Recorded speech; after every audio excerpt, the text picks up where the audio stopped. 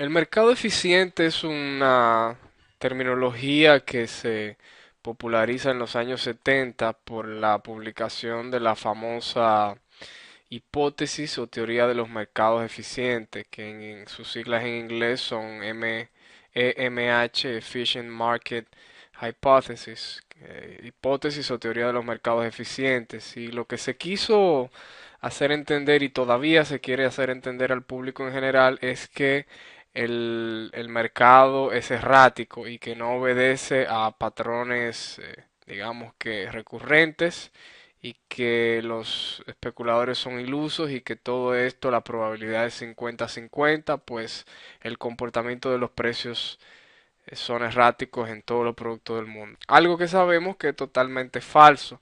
La idea de mentalizar a las masas es muy obvia y para eso están los medios de comunicación a través de los cuales pues incentivarán a la mayoría en una tendencia a comprar en la parte de distribución para ellos distribuir, que es precisamente distribuir es vender en porciones, grandes posiciones de cualquier producto, distribuirla mientras más personas se distribuya mejor, que son las que van a sustentar la próxima caída. La acumulación también no es más que eso. Y en la acumulación es donde vamos a ver entonces muy pero muy malas noticias, mientras el dinero fuerte está acumulando, está absorbiendo de diferentes medios y propietarios todas estas posiciones que se están vendiendo. En base a esto y en base a las herramientas como mediáticas, las noticias, los periódicos, la radio, etcétera, etcétera, pues se logra este ciclo de precio que ya conocemos de fase acumulación, alza, distribución y baja, que es lo que se repite continuamente mediante estas, digamos que historietas que quieren venderle al público, es para justificar que el mercado se mueve errático y la realidad es que hay una sola causa por la que el mercado es errático y es porque necesita volumen, necesita liquidez. Ustedes van a observar en cualquier gráfico y en cualquier temporalidad que el mercado, los precios de un mercado en realidad tienen dos fases, es la fase tendencial y la fase de rango. Es muy difícil que alguien pueda hacer dinero siguiendo una tendencia si realmente no sabe qué buscar, pues en los periodos de rango el precio realmente que juega bastante sucio con la psique de los participantes, de los especuladores en general, cuando eh, proyecta máximos mayores y proyecta mínimos menores y realmente vuelve a proyectar máximos mayores y hace una especie de barrida. Luego que usted atraviesa por este tipo de experiencia, es realmente muy difícil que luego de que una tendencia se establezca, usted tienda, digamos que a no salir de inmediato de su posición. Este comportamiento, que ya sabemos que es aproximadamente unas tres cuartas partes del tiempo, lo que va a producir es que esa cuarta parte del tiempo usted cuando compre acá va a vender inmediatamente acá y no va a aprovechar una tendencia grande. Esa es la idea de mentalizar y modular digamos que el comportamiento de todo el que se involucra en este mercado. El dinero fuerte, pues desde luego que busca volumen de dos formas. A largo plazo, pues están las tendencias y eso se hace a nivel de campañas mediáticas, etcétera, etcétera, como ya explicamos antes. Y en el corto plazo, pues se hace en forma errática y en estos días cerca del 80% ya de todas las transacciones intradías son realizadas por los famosos high frequency trading que ya mencionamos, son estos sistemas o algoritmos de especulación automatizados que realmente creo que andan sobre el 80% como ya dije y esto va simplemente a seguir en ascenso. Esto no importa, pues el periodo de, digamos que actualmente, el periodo de una posición, que dura una posición en un HFT, no creo que no supera los 20 segundos. O sea que realmente si vamos por tendencias intradía de unas cuantas horas, pues no vamos a tener mucho problema con con estos robots, estos sistemas. Y de hecho, si sabemos identificar ya durante el día todo lo que hemos visto en en la fase 2 en cuanto a las sesiones y los puntos coyunturales, pues tenemos una gran ventaja para especular en este mercado. La razón por la que el precio se mueve en el largo plazo es una sola y es muy sencilla, es el costo del dinero. Ese costo del dinero se establece a través de un mecanismo que se llaman las tasas o tipos de interés. Ese, esa herramienta monetaria que es realmente para lo único que sirve un banco central y realmente para maquillar y manipular toda la economía de un país. Esa herramienta simplemente lo que hace es establecer el costo de dinero en una parte, digamos que como una tasa, un tipo porcentual. Y a largo plazo, pues las monedas más débiles, las que más se debilitan, son las que tenderán a caer frente a las que realmente obedecen a una economía fuerte y en el largo plazo tenderán a subir. Todo esto es a largo plazo, esa es la contraparte del corto plazo y de la especulación. Y debemos de verlo obviamente que en función de años y de décadas de 1 a 10 años, por lo menos espacio de tiempo considerable, donde ciertos eventos que ocurren pueden, desde luego, que desencadenar acontecimientos que van a durar una década o varias décadas. Mediante el costo de dinero también se establecen las burbujas de cualquier tipo. Hemos visto burbujas financieras, burbujas hipotecarias, en fin, de cualquier tipo. Y es muy sencillo, mientras más usted baja los tipos de interés y lo devalúa, pues hay más dinero en la calle, como se dice, hay más dinero y hay digamos que una misma cantidad de productos. O sea, si usted tiene una misma cantidad de productos y si había esta cantidad de dinero y de repente ahora hay más dinero, pues lo que ha perdido valor es el dinero. No es que realmente los productos están más caros, simplemente que el dinero vale menos y por ende eso es sencillo, es una respuesta a la ley de oferta-demanda. Un bien que realmente abunda, pues cuesta menos y viceversa. Esto simplemente es bueno saberlo porque es realmente el único aspecto fundamental sobre las divisas que tenemos que saber para determinar si esto va a la baja o si realmente tenemos una tendencia al alza en el largo plazo. Para nosotros los especuladores realmente no va a representar un gran punto para basar nuestros análisis de especulación.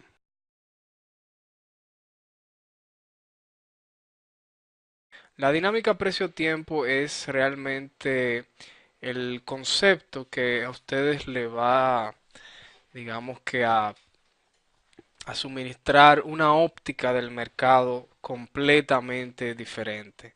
El precio ya sabemos que 3 de 4 en probabilidades está usualmente en fases de rango, vamos a decir. Y quizás pudiéramos determinar muchísimas formas de evaluar los rangos mediante múltiples temporalidades, pero nunca es tan efectivo como evaluar la dinámica entre el precio y el tiempo. Ya hemos visto cómo lo que sería una tendencia ideal, pues sería un desarrollo del precio como este, sería un impulso que retrocede usualmente hasta el 50%, un impulso que retrocede hasta el 50% y sigue proyectando nuevos máximos. Esto es lo menos usual en el mercado y cuando ocurre realmente el mercado nos está regalando dinero, literalmente. Evidentemente que el mercado, el 90% no regala dinero, sino que lo extrae el dinero. Y para eso va a presentar esos cambios bruscos entre la dinámica del precio y el tiempo. Esta dinámica puede ocurrir de dos maneras, este cambio. La primera, digamos que es entre temporalidades y la segunda es de rango a tendencia. Y vamos a ver qué quiere decir esto. Cuando observamos el primer cambio en la dinámica precio-tiempo, lo que vamos a ver lo que tenemos aquí en este esquema, es una tendencia que venía a la baja. Vamos a asumir que esto es H1, simplemente para tener algo en mente y elaborar este esquema. Decía que imaginemos que esto viene cayendo en una tendencia bastante geométrica y de repente hay digamos que un quiebre brusco y un cambio en el ángulo. Es bastante vertical. Esto es típico y esto ocurre todos los días. En algún mercado, por lo menos, vamos a decir que de los 25 o 30 pares de divisas más comunes, por lo menos en la mitad o en el 80% esto lo vamos a ver todos los días. El precio rompe bruscamente con esa geometría que traía a la baja y vuelve y cae bruscamente. Forma una sección, la sección la vamos a ver ahora en la en el próximo segmento, pero solamente sepamos ahora que el precio lo que ha hecho en este punto es, en esta zona 2 es cambiar la dinámica entre el precio y el tiempo mediante un cambio de temporalidad. Este gran impulso y este otro gran retroceso simplemente lo que me está diciendo es que en vez de esta geometría que venía en H1, quizás en este punto la geometría va a cambiar, por decir algo, quizás va a cambiar a M5. Puede ser M10, M15, M30, pero la idea es que va a haber un cambio de dinámica y se va a efectuar mediante un cambio de temporalidad. El segundo es de rango a tendencia. Y en este caso pudiésemos tomar también el mismo ejemplo y decir que esto viene de tendencia y pasa a rango, pero este sería un poco más ilustrativo. Vemos que viene una tendencia alcista y de repente el mercado empieza a barrer arriba y abajo. Empieza, si tomamos el último swing, en la última pierna, impulso y retroceso de la tendencia, vemos que empieza a salir por arriba y a salir por abajo. Esto realmente obedece más a una condición de rango y lo que trata es, en esta segunda parte, ya es bastante claro, que es de sacudir a los vendedores, a los compradores, sacudir a todo el mundo y obtener todo el volumen que el mercado necesita. ¿Cómo enfrentarnos a estos cambios bruscos de dinámica precio-tiempo? Es sumamente sencillo. Cuando nos encontramos, por ejemplo, en una eventualidad como esta y el precio cambia a la zona 2, es altamente probable de que esto va a servir de soporte y de que el precio va a venir a buscar los máximos nuevamente. Y la forma de abordarlo es sencillo, ya lo vimos también en la sesión de trampas. Yo simplemente voy a esperar que el precio, que por lo general sacude un poco aquí cuando llega, yo simplemente voy a esperar que el precio pues me establezca una nueva tendencia. En esta es, digamos que en estos momentos es la única ocasión donde no necesariamente tenemos que esperar esto, que el precio pues rompa un máximo, simplemente porque este periodo de cambio brusco vertical de precio, de dinámica precio-tiempo, pues no necesita que el precio, digamos, venga hasta acá arriba para yo esperar una entrada. Todo lo contrario, este es muy probable que sea mi punto de salida y de toma de beneficios. Cuando la dinámica en la zona 3 vuelve a cambiar y vuelve a establecer esa geometría, pues yo simplemente tengo que tomar el primer máximo que se forme o quizás simplemente entrar entre el primer mínimo mayor.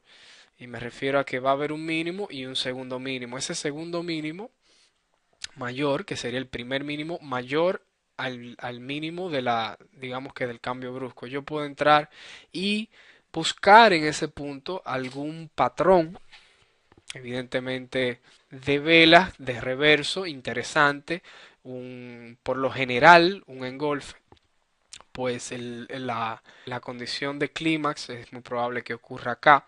Aquí ya yo quizás buscaría un engolfe o quizás un clima más pequeño en este pequeño retroceso que se va a realizar en una temporalidad menor. También esa es otra opción. Yo puedo tomar ese retroceso o quizás el primer retroceso y digamos que ampliarlo y llevarlo a una temporalidad menor y esperar que salga de alguna, digamos que de alguna formación de acumulación en este punto que está aquí abajo.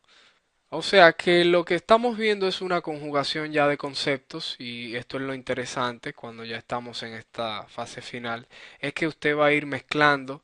Ya vimos que aquí se produce una trampa, ya vimos que hay un cambio brusco de precio-tiempo, ya vimos que empieza a producirse una tendencia, ya yo puedo saber también que en esta parte lo que va a haber es un proceso de acumulación, ya yo puedo también definir que digamos que en esta zona donde se va a producir el testeo, vamos a identificarlo como la puesta a prueba de este nivel horizontal, también puedo introducir ya mi concepto de volumen y hacer, digamos que una comparación entre los dos volúmenes que llegan a este punto de base. O sea que ya tenemos suficientes conceptos para poner en práctica a estas alturas y quizás es probable que tengamos uno, dos, tres, cuatro y quizás cinco razones por las cuales yo voy a entrar en una zona como esta. O quizás salir en una zona como esta cuando el mercado venga a poner a prueba de nuevo este nivel. Que ya sabemos que después que el mercado cambió de dinámica, va por lo general a querer poner a prueba esos puntos climáticos. Así que vemos cómo todo va tomando más forma y todo ya va, vamos a decir que direccionando a una especulación más seria, a una forma de especular más segura. Recuerden que la diferencia entre hacer poco dinero y mucho dinero es un factor psicológico que ustedes van a ir cultivando, que es la seguridad. La seguridad en esa metodología que ustedes tienen, número uno, y la seguridad de ustedes mismos y de confiar en ustedes mismos y de respetar el riesgo que están tomando, que no es más que cerrar la posición cuando ustedes pongan un stop aquí abajo y no mover el stop porque ustedes creen y tienen la esperanza de que el precio va a volver a subir.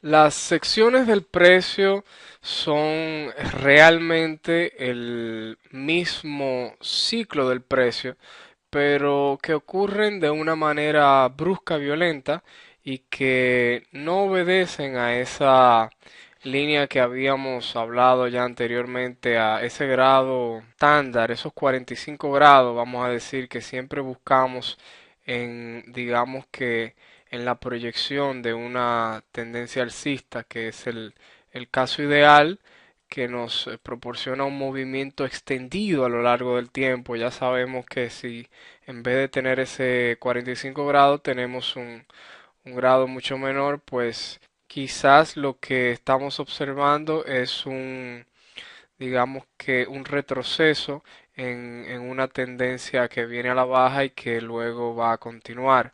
Y si por el contrario lo que vemos es un cambio brusco y un ángulo bastante pronunciado con respecto a la horizontal, pues lo que vamos a ver es un cambio de dinámica precio-tiempo como vimos y eventualmente la formación de una sección.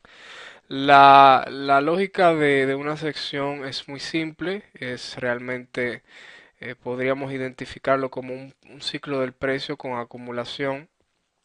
Y si vamos a verlo en una sección invertida primero, antes de ver ese esquema, podría ser algo así, es una acumulación, una tendencia alcista, una distribución y una tendencia bajista. Es exactamente lo mismo, es el mismo ciclo del precio, pero que ocurre de manera violenta, de manera sumamente rápida y que rompe con una estructura que ya lleva el precio con una dinámica precio-tiempo imperante anterior a la sección.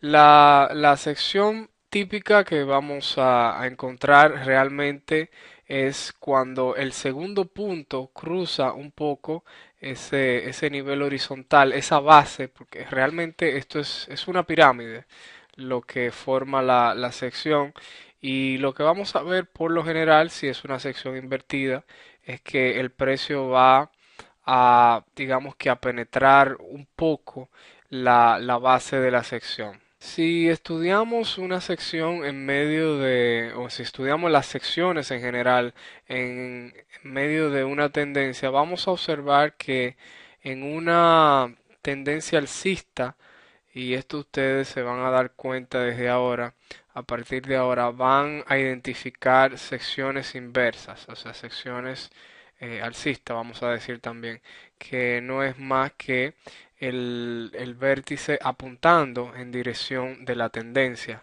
O sea, siempre vamos a ver el vértice apuntando en dirección de la tendencia. El, el concepto, digamos que fundamental que debemos de buscar es que en este punto, en el vértice, en la parte de los volúmenes tenemos que observar volúmenes de clímax, tenemos que observar grandes volúmenes. Vemos también como de igual manera que en esta tendencia al alza, vemos también que en una tendencia a la baja, pues lo que vamos a encontrar es realmente una sucesión de sesiones en forma, digamos que bajista, sesiones a la baja, que no es más que la dirección del vértice, pues apuntando hacia abajo en la misma dirección de la tendencia imperante. Lo interesante de saber de las secciones es que las líneas horizontales que se van a formar, digamos que en el vértice y en la base de una sección, a lo largo de las tendencias o de las temporalidades mayores, estas líneas van a constituir puntos sumamente importantes, puntos muy relevantes, y esos puntos ustedes se darán cuenta que se van a conjugar con todas las cosas que ya hemos visto, con los números redondos, esos números que vimos, cero, doble cero, triple cero, con situaciones de soportes y resistencias importantes. Siempre vamos a ver, por ejemplo, cómo esas líneas horizontales, esos niveles que marcan, vamos a decir, una sección, luego van a proveer puntos interesantes en el mercado de soporte y resistencia. Y como les decía anteriormente, ya vemos cómo todos los conceptos van convergiendo hacia un mismo punto, y esa es la idea de realmente manejar todos estos conceptos avanzados. Es que vamos a ir dándonos cuenta de que a medida que conozcamos mejor la estructura sobre la cual el mercado se desarrolla y los precios de todos los productos, pues vamos a entender y vamos a tener más seguridad de enfrentarnos a todos estos contextos. En relación al volumen que vamos a identificar en cada punto de la sección, pues ya podemos ir aplicando lo que vimos en la relación precio-volumen. Ya sabemos que si el volumen 2 es menor que este volumen 1, lo más probable es que el precio va a seguir este patrón, va a caer.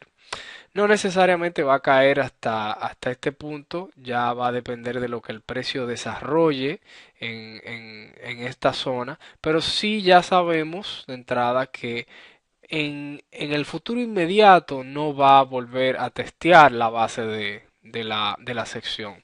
Si por el contrario el volumen 2 es mayor que B1, pues el escenario a esperar es que el precio vuelva a testear el nivel de la base acá arriba en caso de que tengamos esta sección bajista, pues el vértice está apuntando hacia abajo.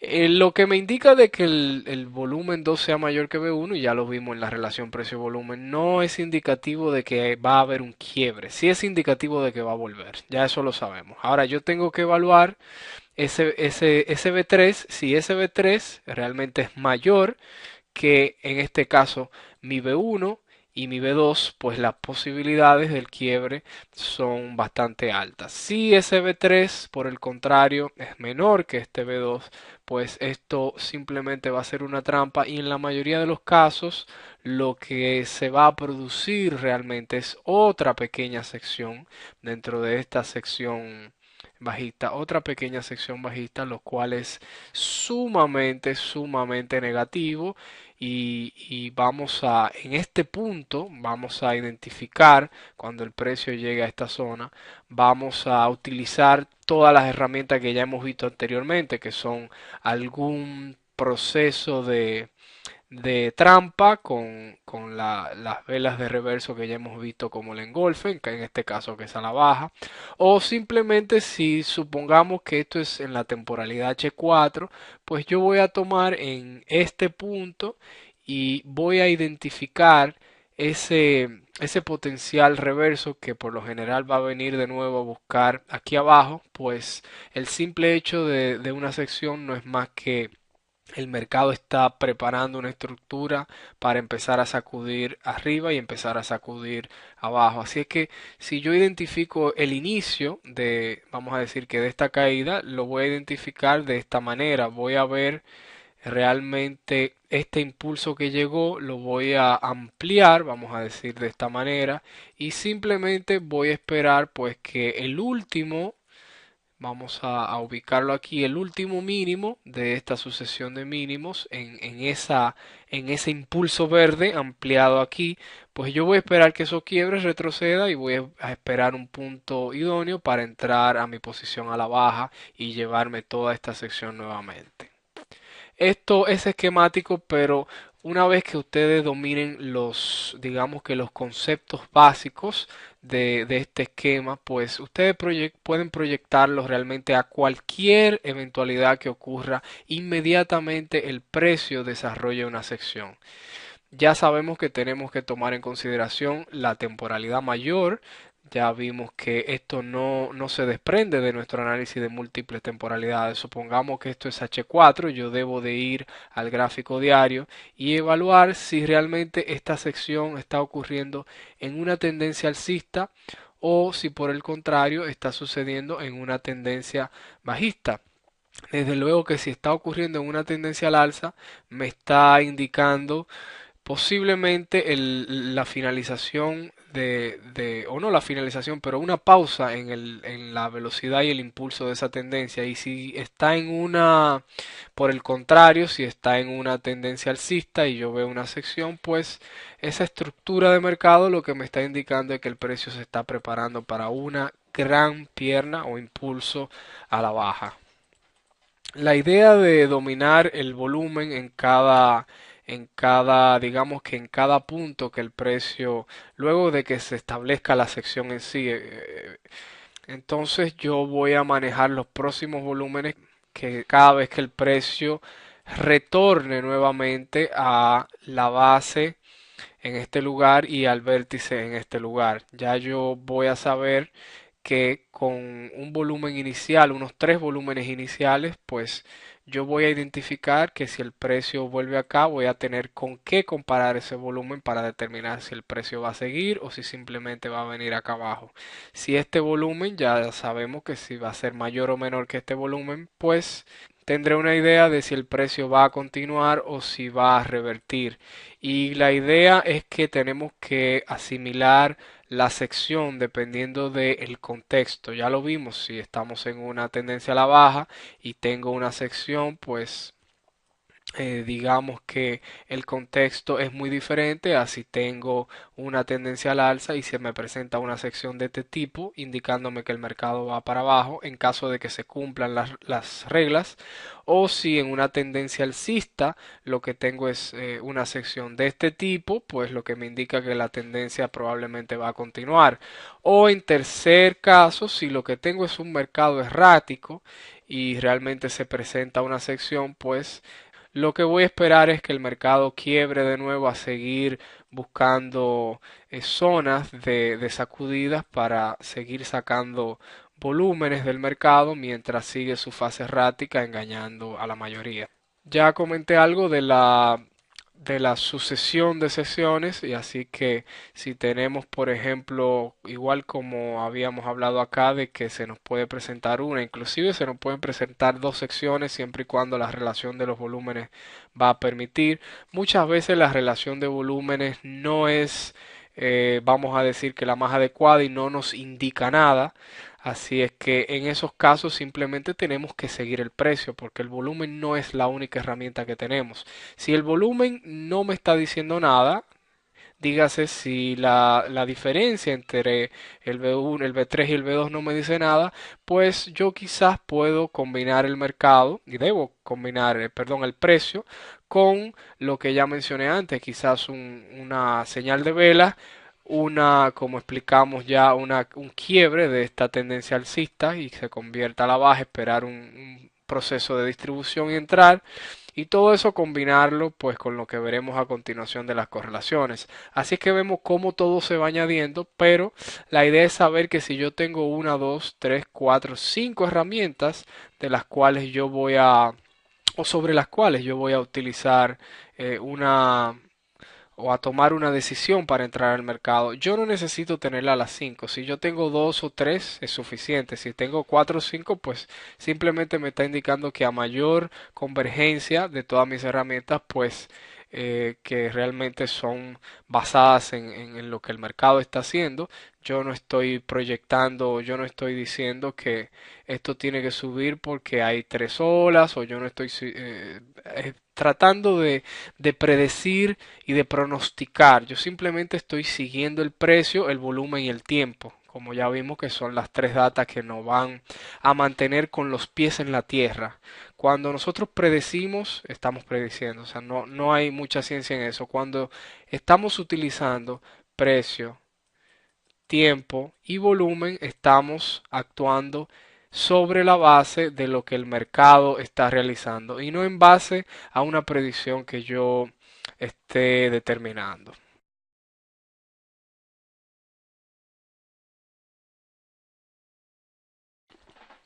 Vamos a abordar las correlaciones de lo más general a lo más particular.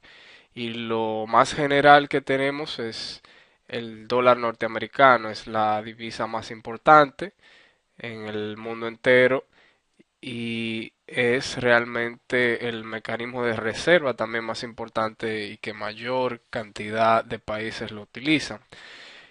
Y también es la divisa más utilizada para las relaciones comerciales de los diferentes países principales y las grandes potencias. El dólar norteamericano tiene esta nomenclatura para el mercado de divisas, tiene una segunda nomenclatura para el mercado de futuros, que es de X, y tiene una tercera nomenclatura para el mercado de valores de Estados Unidos, donde se puede negociar a través de un ETF, es un fondo electrónico de especulación que no es más que un producto virtual inventado para poder comprar y vender dólares y se denomina UUP. En el mercado de futuros, pues sabemos que va acompañado de las dos letras que pertenecen al mes y al año en cuestión. En mercado de divisas, donde nos interesa, pues es el USD acompañado de la otra divisa correspondiente. En esta gráfica vemos claramente esta gráfica de velas, que es la que estoy ahora mismo sombreando, es el índice de futuros. Este DX es el índice de futuros en los mercados de futuros. Aquí es lo que tenemos acá es un agregado de los futuros, pues los futuros usualmente solo duran un espacio de tiempo más pequeño. Y esta gráfica lo que me hace es que me va agregando todos esos periodos de los contratos de futuros que van venciendo y me pone digamos que un precio continuo. Aquí lo que tenemos que ver es lo siguiente. Vemos claramente esa trayectoria que tiene, digamos que a la baja el dólar. Y estamos hablando podemos ver acá, desde el segundo trimestre de 2010 hasta digamos que finales del primer trimestre de 2011. Es prácticamente un año de data lo que estamos observando, pero para los fines que queremos ver es suficiente. Y si vamos 10, 20 años al pasado, pues vamos a ver el mismo comportamiento. Lo que tenemos que ver aquí es lo siguiente. Tenemos primero Esta trayectoria morada que ahora estoy subrayando es el oro. Este es el oro. Vemos claramente la divergencia que hay, pues mientras el dólar va hacia abajo, pues el oro va hacia arriba. Esa es la correlación que existe, es inversa entre el dólar norteamericano y el oro. Vemos también luego el SP 500, que es esta línea amarilla, y vemos también que es una correlación inversa. Mientras este dólar sube, pues el SP 500, y la idea de utilizar el SP 500 es porque es el índice de bolsa más importante del mundo y más seguido. Vemos también aquí que cuando esto sube, esto va para la baja. O sea que hay una relación inversa también. Vemos luego los bonos del tesoro norteamericano, que evidentemente es el único que va en correlación con el dólar. Y finalmente vemos los precios del petróleo en esta línea azul que ahora estoy sombreando. Vemos también una correlación inversa. Cuando el petróleo cae, el dólar sube. Cuando el dólar cae, pues el petróleo sube. Lo que tenemos que sacar en conclusión de esta gráfica, y es el panorama más general de correlaciones en los mercados financieros del mundo, es que mientras el dólar sube, el resto de los mercados bajan. Y en eso incluimos a la mayoría de los mercados de futuros, donde están todos los commodities, materias primas, etcétera.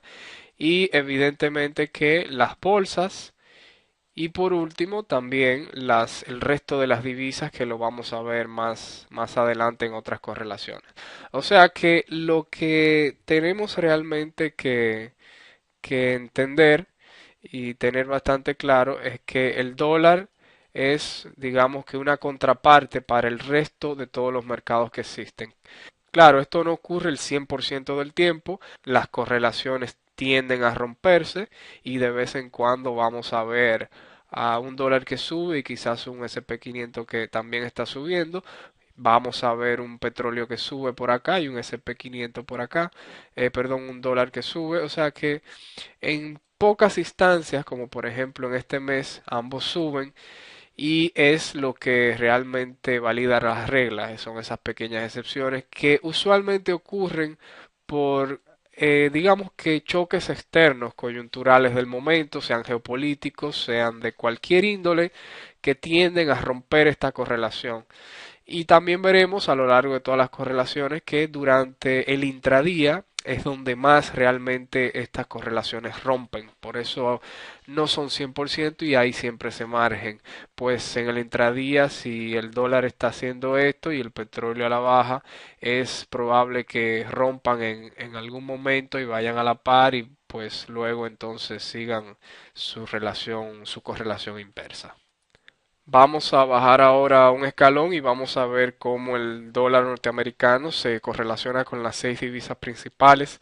Acá arriba tenemos las divisas australiano, euro y libra. Vemos el australiano es esta línea azul clara que estoy subrayando por encima, y en las velas tenemos el índice del dólar, este que ahora es subrayado. Vemos claramente que la correlación es inversa. Y realmente la correlación es inversa, como ya dijimos, del dólar frente a las otras seis divisas principales.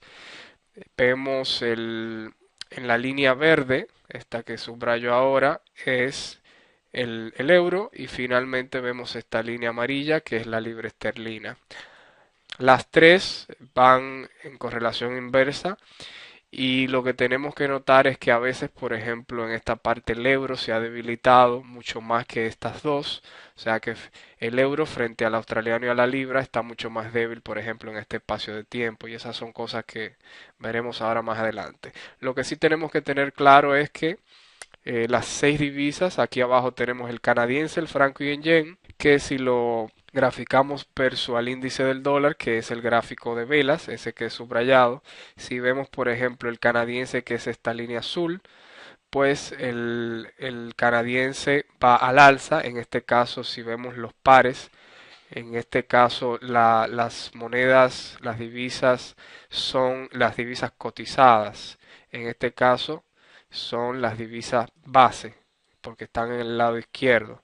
Divisa base al lado izquierdo y divisa cotizada al lado izquierdo. Por eso acá van arriba, porque están en el lado izquierdo. Se supone que van al alza cuando están en el lado izquierdo y cuando están en el lado derecho van al alza cuando van hacia abajo.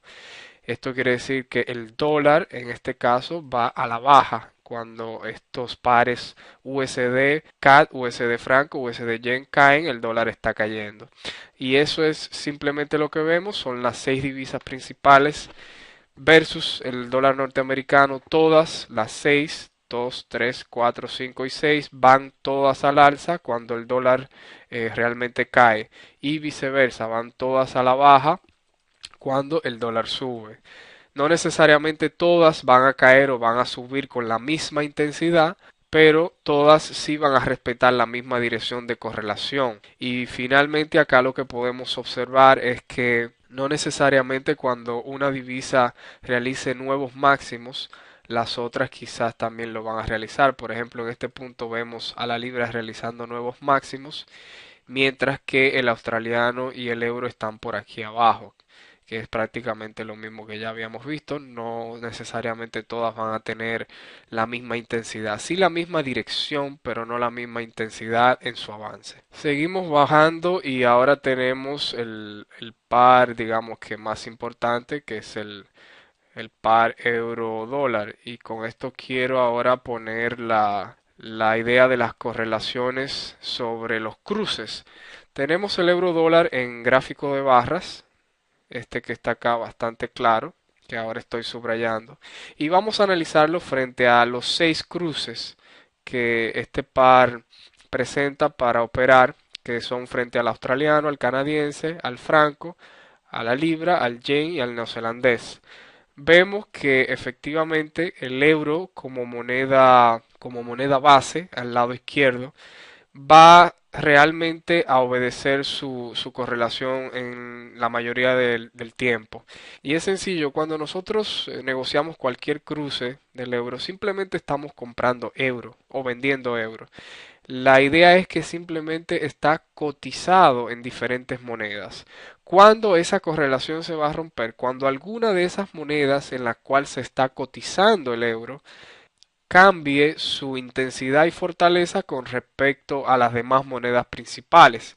Y en este gráfico vamos a ver claramente, por ejemplo, cómo en este punto quizás el, vamos a ver, en este punto acá el australiano se debilitó bastante y fíjense cómo el euro australiano pues se dispara bruscamente mientras el euro realmente estaba cayendo. Eso lo que quiere decir es que en ese momento el australiano sufrió una debilidad que también se ubicó en este punto que está por acá.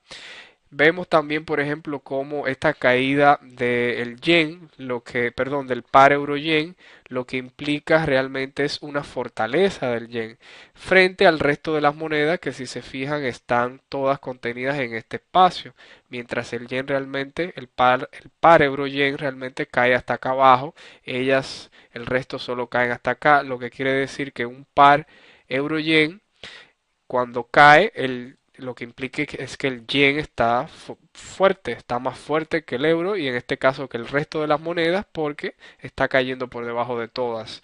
Al final del gráfico también vemos otro ejemplo interesante y es esta línea azul que es el euro australiano, fíjense cómo cae, y el euro neozelandés también fíjense cómo cae, mientras todas las otras monedas siguen, o digamos los otros pares siguen subiendo.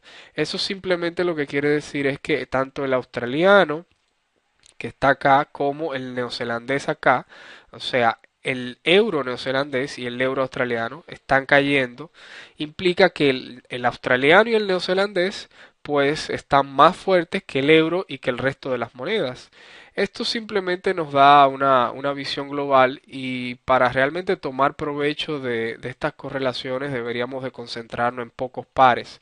Si por ejemplo vemos estos escenarios en algún gráfico intradía, esto realmente no es intradía, es un año de data, pero si lo vemos en intradía sabemos que falla en la correlación, simplemente lo que me va a indicar es que estos pares eventualmente tienen que volver a subir y tomar su correlación y yo puedo aprovechar ese, digamos que esa falla en las correlaciones y comprar, por ejemplo, estos pares que están cayendo para esperar, claro, que vuelvan a reajustarse a su correlación, siempre y cuando en esos puntos yo tenga algún indicio de análisis técnico que me impulse a entrar. Tampoco voy a entrar porque la correlación se rompió y punto. Yo tengo que esperar, como siempre, algún proceso de acumulación, alguna señal de vela, algún evento, alguna estructura del mercado que me indique que realmente el precio va a girar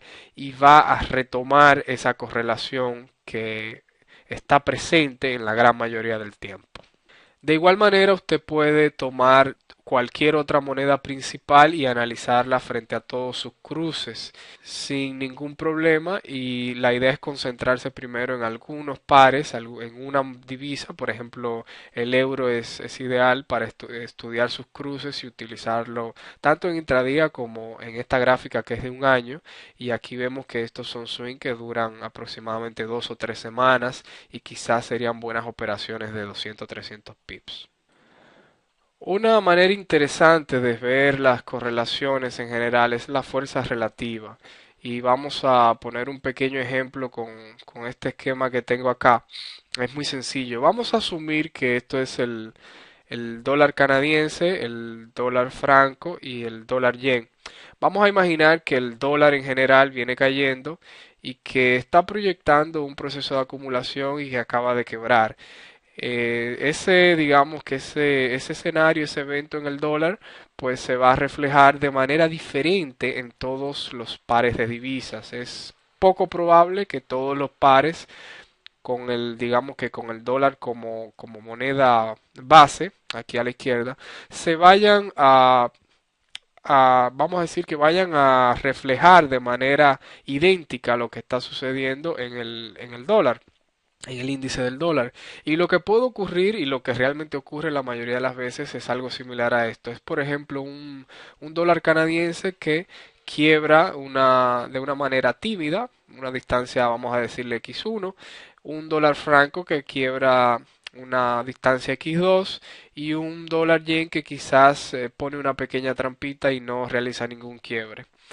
Cuando esto sucede, yo puedo sacar varias conclusiones. Si yo decido ir al alza en el dólar mediante los pares de divisas, pues yo podría establecer de inmediato que mi primera opción sería el dólar franco, porque esto lo que me está indicando simplemente es que el franco es la moneda que está más débil frente al dólar comparada con el canadiense y con el yen. ¿Por qué? Bueno, porque el quiebre en el índice del dólar ha producido mayor distancia en el par dólar franco que en los otros dos pares. Esto quiere decir que el yen todavía está más fuerte, pues sigue empujando a la baja y el canadiense no está tan digamos que tan débil como el franco, pues no avanzó tanto en su quiebre.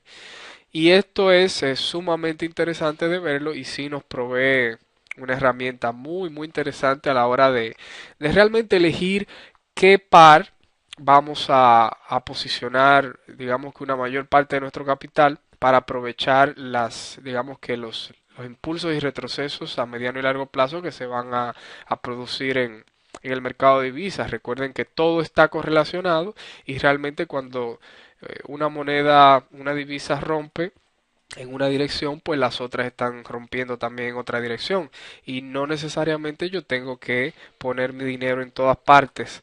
Yo sí debo de distribuir mis posiciones porque realmente nadie sabe cuál moneda va a avanzar más que otra. Yo puedo tener una idea y un indicio, pero nunca voy a estar 100% correcto. Así es que esta idea de la fuerza relativa realmente me va a proveer una técnica muy interesante.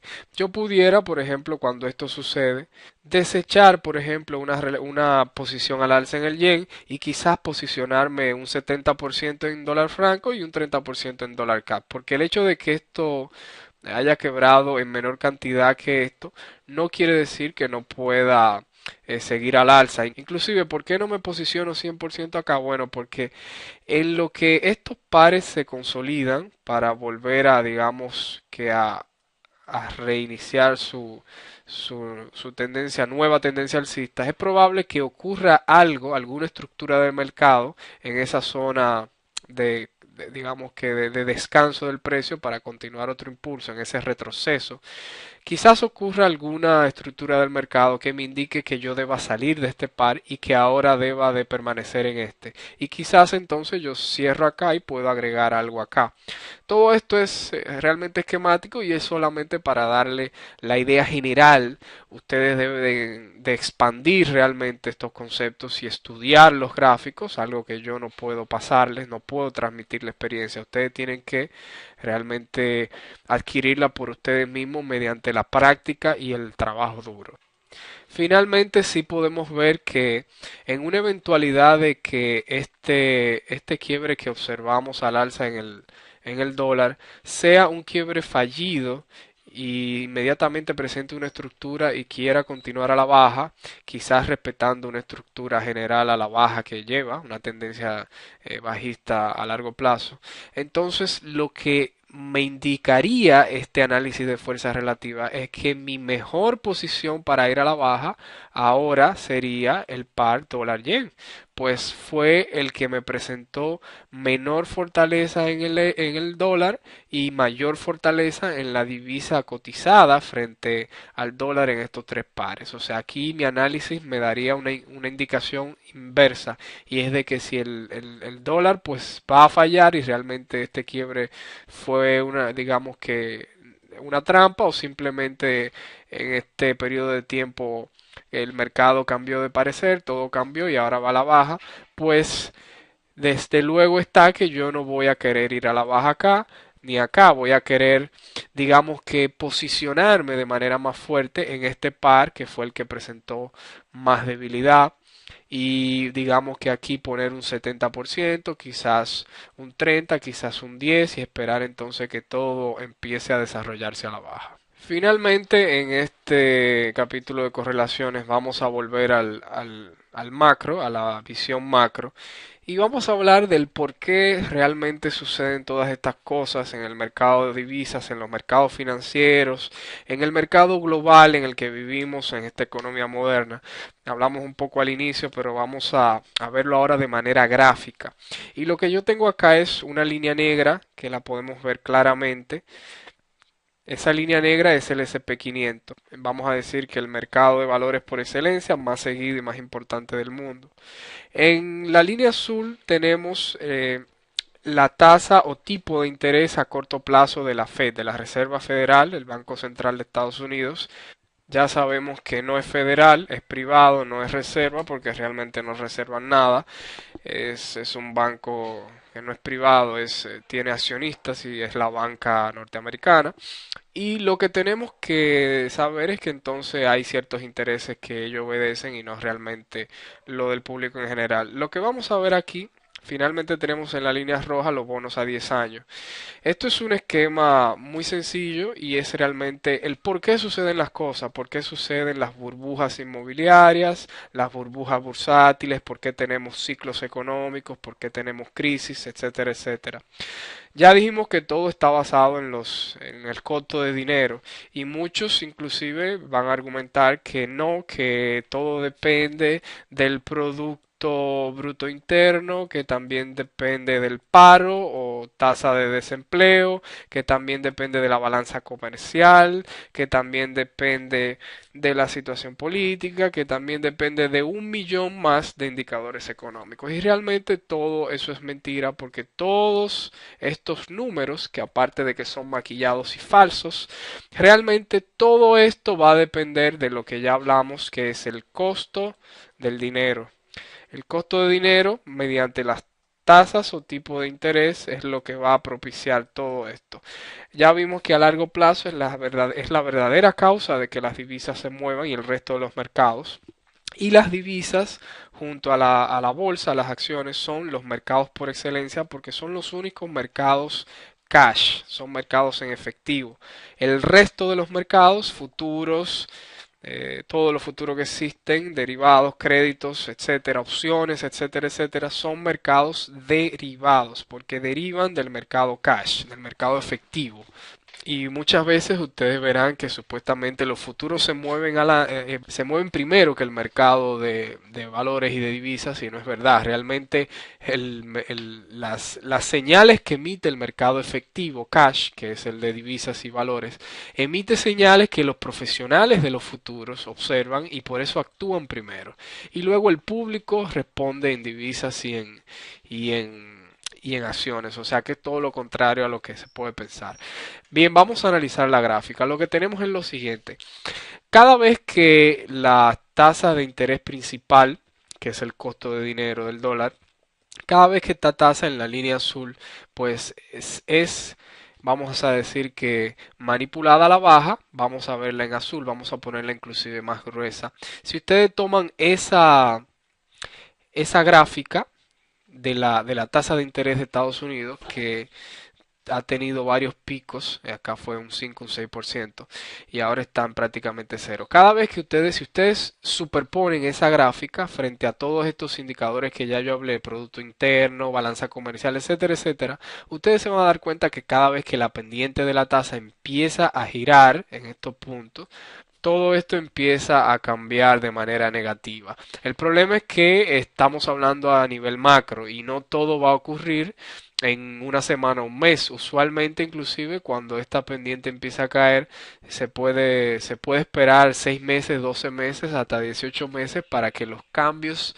digamos que se trasladen al resto de las economías. Así que se produce un efecto en secuencia, y lo que quiero ver acá es que notemos que hay digamos que una condición para los grandes manejadores de fondos que manejan capitales prácticamente con dinero gratis cuando estas tasas están por el suelo, y es que inmediatamente el bono a 10 años cae por debajo de la tasa de interés principal de la Fed, pues vemos en esos círculos verdes como ese escenario ocurre momentos antes de que se formen digamos que los clímax en los mercados de valores. Y en este caso inverso, cuando vuelve a cruzar por debajo, pues entonces lo que se está esperando es que el mercado vuelva a subir. Y es sencillo. Entonces lo que vemos es que cuando esa tasa del corto plazo, esa línea azul, pasa por encima de esta roja, que es del largo plazo, pues para los muchachos que manejan todos estos billones de dólares ya no es atractivo, pues el costo de financiamiento es muy grande. Y realmente esto es lo que provoca que tengamos un techo del mercado, y digamos que esa señal inicial es lo que va a poner en marcha ese gran proceso de distribución que vemos en la línea negra acá del SP500, ese proceso de distribución que ustedes pueden verlo acá en esa zona, siempre con esta forma. No va a ser de un día para otro, porque esa distribución que ya dijimos es distribuir en muchas, muchas manos que van a alimentar esa gran caída. De igual manera, el proceso inverso que va a ocurrir aquí con la acumulación.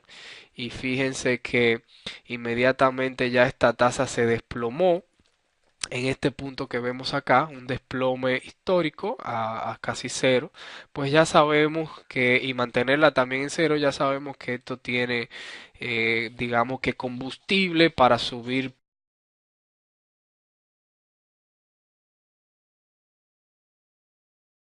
Todos los conceptos expuestos en este curso avanzado, usted debe de estudiarlo y analizarlo en el pasado.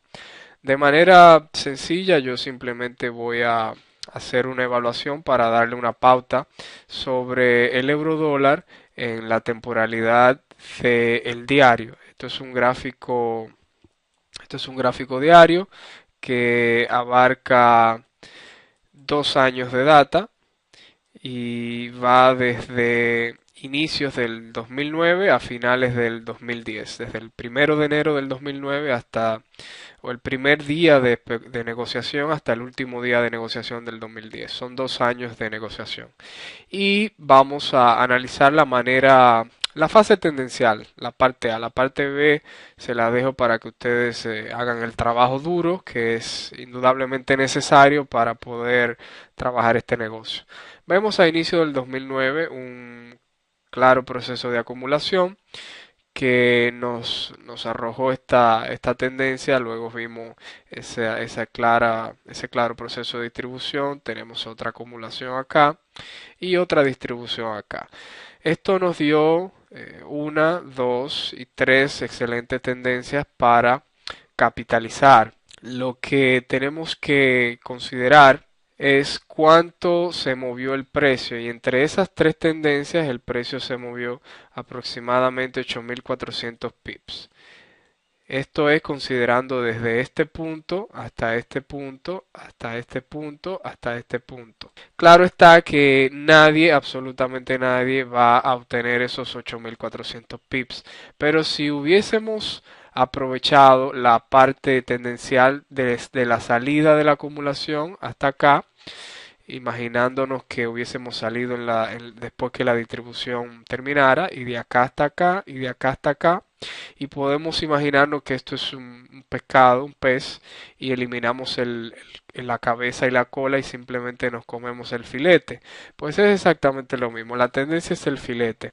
Y si consideramos solamente esta parte del filete, como yo digo, pues hubiésemos colectado unos 5.500 pips aproximadamente en un periodo de 2 años.